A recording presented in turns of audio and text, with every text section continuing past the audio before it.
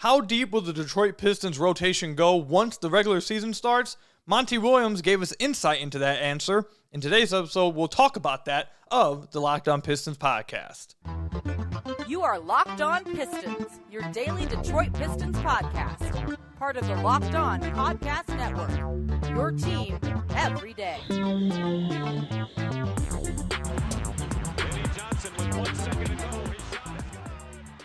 What's the deal? Welcome back to another episode of the Locked On Pistons podcast. Per usual, I'm your host, Kuka Hill. You can find me over on Twitter at Kuka Hill. I want to thank you guys for making Locked On Pistons your first listen of every single day.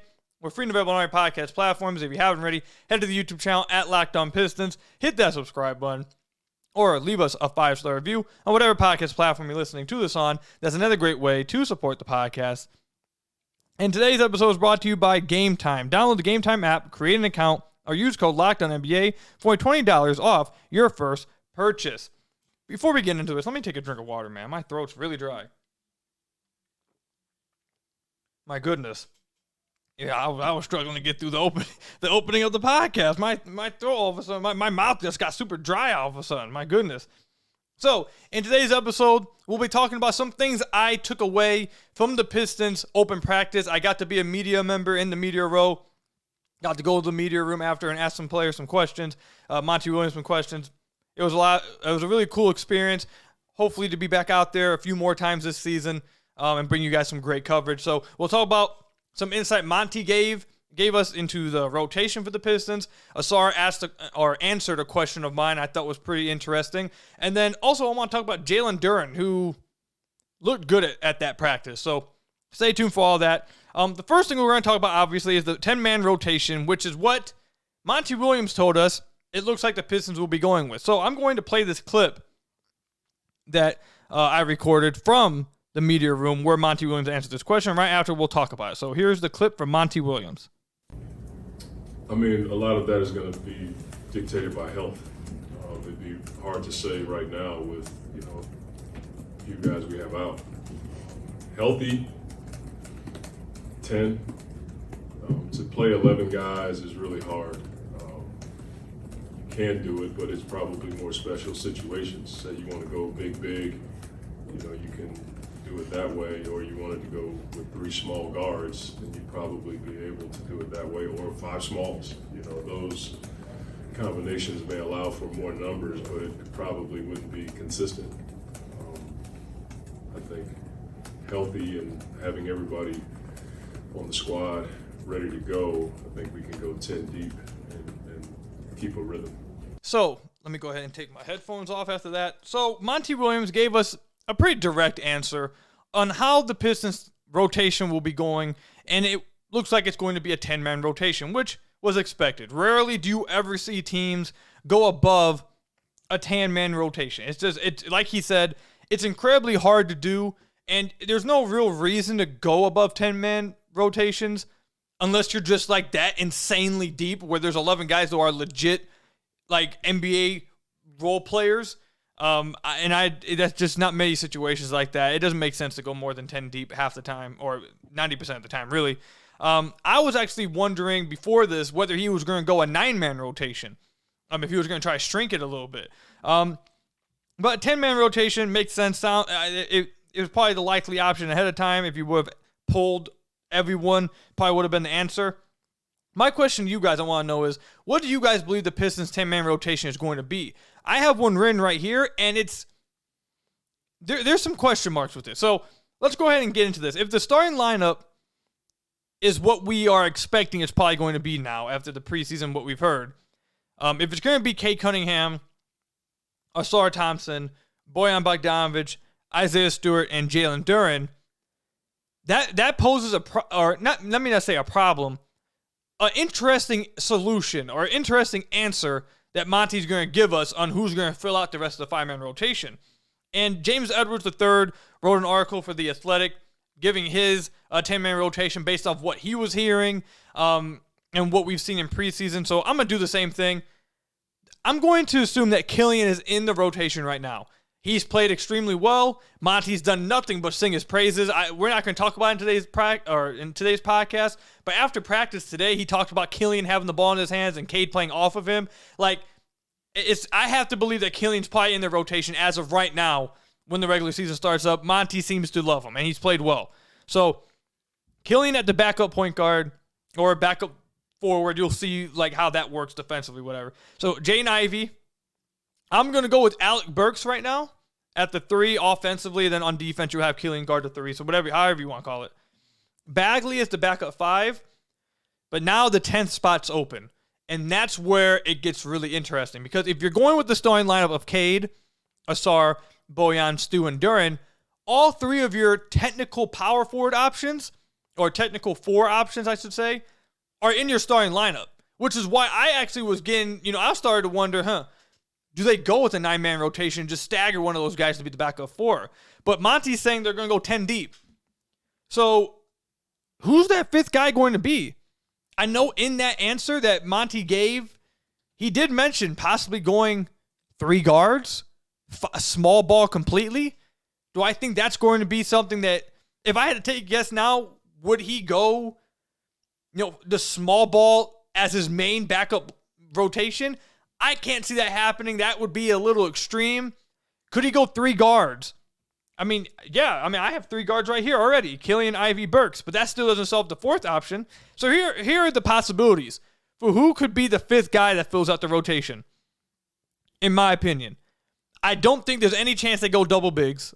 I don't think there's any chance they do it. Monty was pretty clear that it's either Bagley or Wiseman competing for that backup 5 spot, and they need enough spacing for that 4th spot. So I don't think that's I don't even think that's an option. So Joe Harris could be an option. Joe Harris could be the backup 4. I think that probably, if I had to pick the safest pick, I probably would say Joe Harris because he's a veteran, because Monty's talked about how not wanting to have the young guys all out there without veterans, and because Joe Harris is a proven sniper, and he talks on the floor, he talks on defense, he's a good veteran. I think Joe Harris is probably the likely option to be that 5th guy. Now, you still would be a little undersized. You definitely are undersized at that point. But I think they probably would try to make that work. The next option, it would be Monty Morris. And it's crazy that I'm sitting here saying that Monty Morris maybe is the 5th option. Look, James Edwards also wrote this in his article, so it's not just me saying this, okay? I'm not being some kind of fan or something that people are going to try to claim me being. Monty has talked nothing but, Monty Williams, that is, nothing but great things about Killian Hayes. Killian Hayes has done nothing but back it up with great play. He's been great in practices. I've heard that he's carrying himself in a different way around the facility, around his teammates, around coaching staff. People are noticing. I have to assume, just like others are assuming, beat reporters are assuming Killian Hayes is going to have a rotation spot out the gate, which makes it hard for both Monty and Alec Burks to be in the rotation then, unless the Pistons go 4 guards instead of just 3. Unless they go Killian, Ivey, Burks, and Monty with Bagley at the 5. That would be some insanely extreme small ball stuff. Could Monty do it? Heck, I guess he could. But look, I know I talk about Killian's versatility defensively to guard up. I don't know if he should be a primary defender on the floor. Like, I don't know if he has that kind of defensive versatility. So I guess you could go Monty. And then the last option would be Marcus Sasser. If the Pistons really did go crazy and say, you know what, we're going to go 4 guards as part of our backup rotation. Again, I can't see that happening. I think it's probably going to be Joe Harris at the 4th position. And I think when Isaiah Livers comes back, he's going to slot right into that 4th position. Joe Harris probably will come out. Or maybe they trade Burks and Monty. Maybe they trade one of those and then they go Killian Ivey, Isaiah Livers, Joe Harris, and Bagley. That right there makes really good sense too. This is why I really think, to wrap this segment up, my answer is Joe Harris, by the way. I want to hear from you guys, though. What's your guys' backup rotation?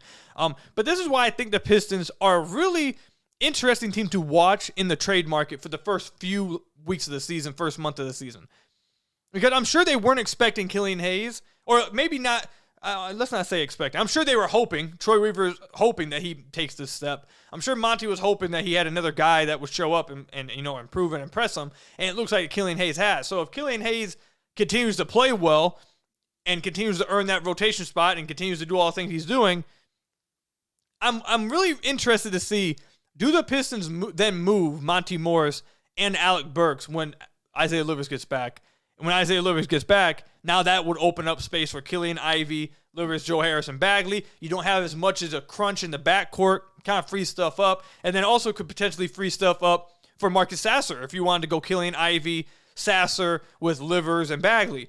I think that's certainly a possibility. This is not me, any sources or anything here. That's just me speculating based off how the roster's looking and some of the things we're seeing. I think that's just, I think it's a common sense kind of solution eventually or road to go down with this. If Killian plays well, if Ivy plays well, all of them make it to where, it kind of hard to play Monty Morris and Alec Burks, and then you have Livers come back.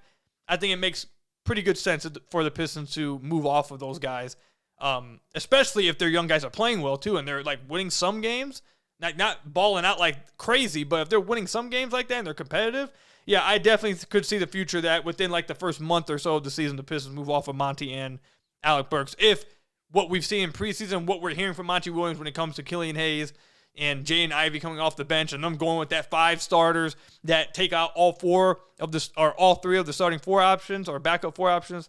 I just think that's something that you should watch for. So let me know what you guys think. What's your guys' 10-man rotation? I want to hear from you guys.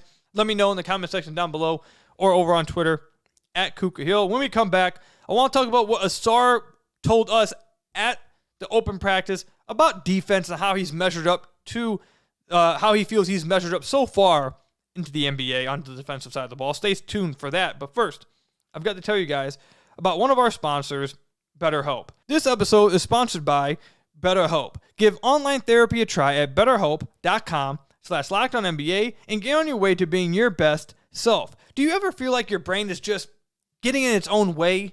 Like you know what you should do, you know what's good for you, you know you should do it, but you just can't do it? Therapy helps you figure out what's holding you back so you can work for yourself, on yourself, instead of against yourself. If you're thinking of starting therapy, give BetterHelp a try. It's entirely online, designed to be convenient, flexible, and suited to your schedule. Just fill out a brief questionnaire to get matched with a licensed therapist and switch therapists at any time for no additional charge, just like that right there. Make your brain your friend instead of your enemy with BetterHelp. Again, visit betterhelp.com/LockedOnNBA today to get 10% off your first month. Yes, you heard that right. It's 10% off your first month at betterhelp.com/LockedOnNBA. That's BetterHelp, HELP.com/LockedOnNBA for 10% off your first month.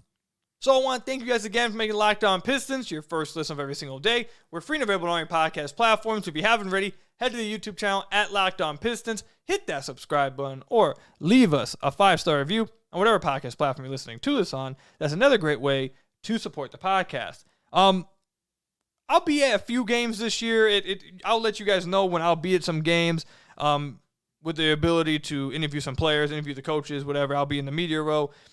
And for those games, if you guys want to come up, say what's up to me, take a picture, whatever, let me know. Don't be scared to reach out. I had a few people at the open practice say what's up, see what's happening. It was really cool to see some of you guys. So, again, if you guys know I'm going to be at a game, you guys are going to be at the same game, don't be scared to reach out and say what's up to your favorite Pistons podcast host, you feel me?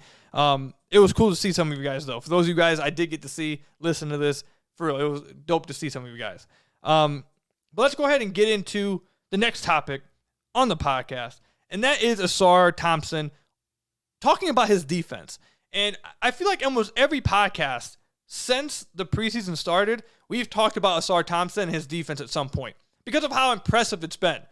And given the opportunity to, I had to ask Ausar Thompson about how he feels he's measured up to NBA competition, because it's not every day that your first 2 preseason games you find yourself guarding Kevin Durant, Bradley Beal, Devin Booker, SGA, Josh Giddey, Jalen Williams. Like, it's not every day. Heck, there was a possession he even switched down on Chet Holmgren. Like, there's not every day that your first 2 preseason games, you get tested like that. I had to ask him how he felt about that, how he feels he's measured up after having those kind of tests, and this is what he had to say.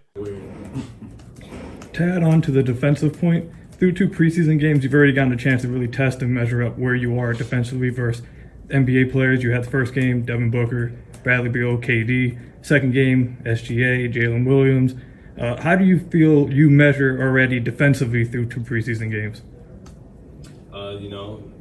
I feel like I'm ready to go out there, guard the best player, and compete against them. You know, people gonna score. It happens. You know, they're the best players for a reason, and you know, that's where I want to be one day. So you know, gotta go against them. So, first off, don't nobody say anything about my voice cracking at the beginning of that. I don't know what happened. I was ready to ask the question, like I was cool and everything, and then as soon as I went to talk, it was like something was like, I don't know what happened. I had to you know, had to handle that. I don't know what happened there. So I don't want to hear nothing from any of you guys about that.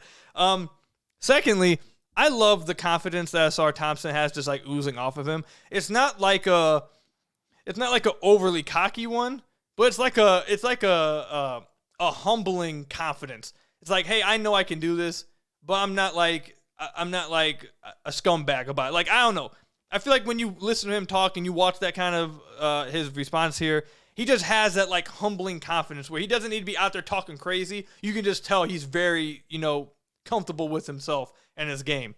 And then thirdly, like he said, I'm starting to think, actually not starting to think, we had talked about it many times in the podcast beforehand, but it was always a question mark because he's a rookie. Not many rookies are good defensively. At this point, I've said to you guys probably 1,000 times over the last few months, not many rookies are ever good defensively. Some are good for rookies. Some are, you know, okay for rookies when you're just comparing two rookies. But when comparing to the actual NBA standard, barely do you ever see rookies that are actually good defensively.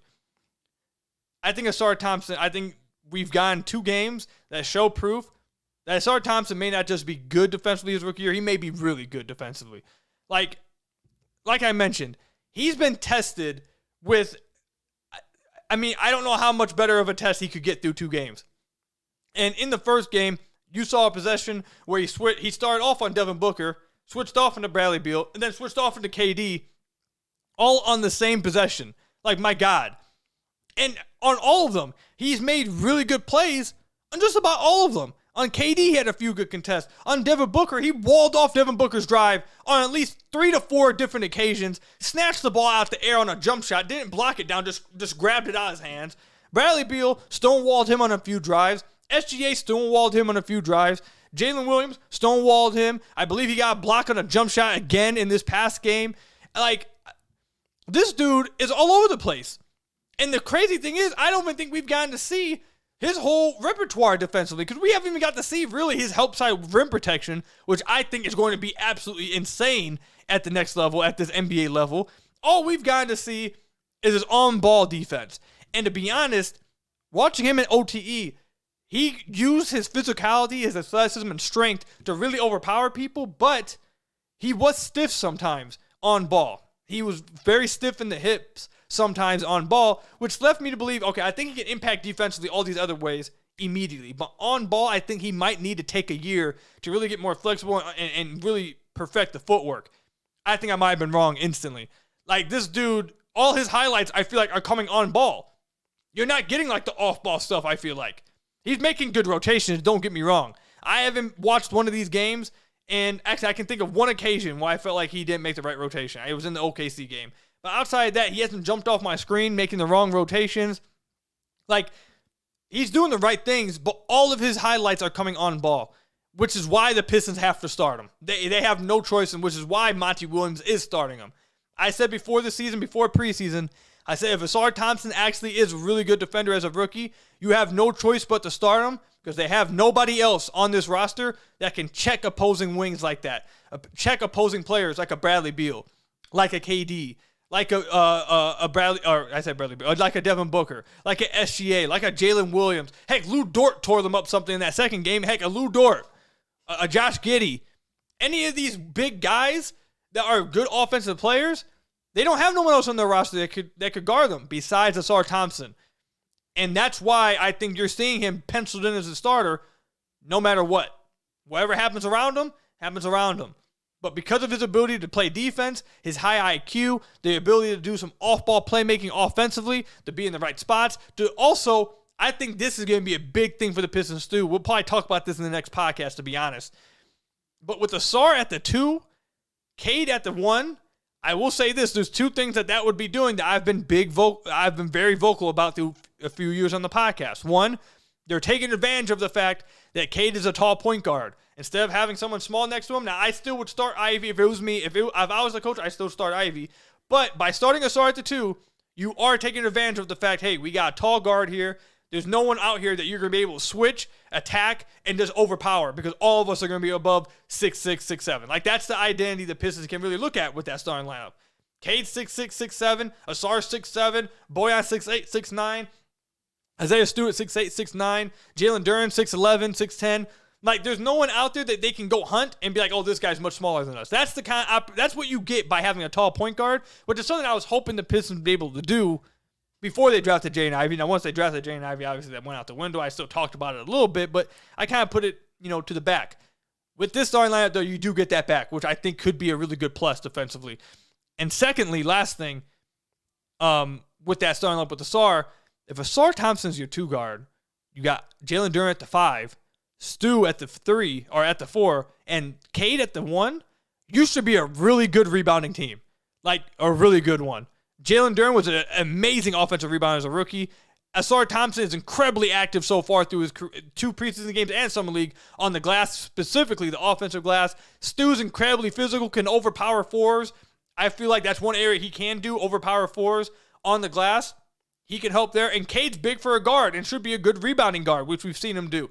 So the Pistons should be a really good rebounding team. They should create a lot of second chance points for themselves. And defensively, they shouldn't be able to be attacked by just mismatch hunting like that with that starting lineup. So there's some positives. And it all starts with the fact that Ausar Thompson, the Pistons rookie, not only is oozing confidence defensively, but is backing it up on the tape. I love this dude. I love Ausar Thompson, man. I think he's going to be a great, great player for the Detroit Pistons. I can't wait for his rookie season to officially start.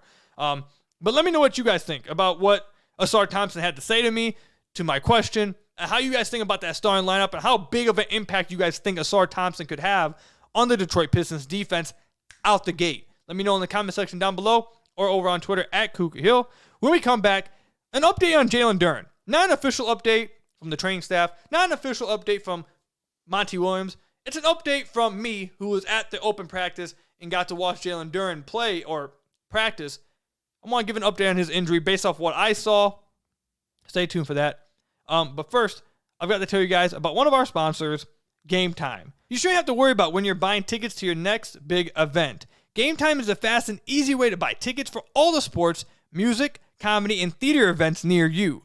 With killer last-minute deals, all-in prices, views from your seat, and their best price guarantee, Gametime takes the guesswork out of buying tickets. Gametime is the only ticketing app that gives you complete peace of mind with your purchase. See the view from your seat before you buy, so you know exactly what to expect when you arrive. All-in prices, so your total upfront, so you know you're getting a great deal without hidden fees. Buy tickets in seconds with just 2 taps. You get lowest price guarantee, event cancellation protection, job loss protection. You get views from all the seats in the venue. It's easy to find and buy tickets for every kind of event in your area, and you get last-minute ticket deals, flash deals, zone deals, you name it. Download the Gametime app and create an account and use code LOCKEDONNBA for $20 off your first purchase. Terms apply. Again, create an account and redeem code LOCKEDONNBA, that's LOCKEDONNBA, for $20 off your first purchase. Download Gametime today. Last minute tickets, lowest price, guaranteed with Gametime. So I want to thank you guys again for being Locked On Pistons, your first listen of every single day. We're free and available on all your podcast platforms. If you haven't already, head to the YouTube channel at Locked On Pistons. Hit that subscribe button or leave us a 5-star review on whatever podcast platform you're listening to this on. That's another great way to support the podcast.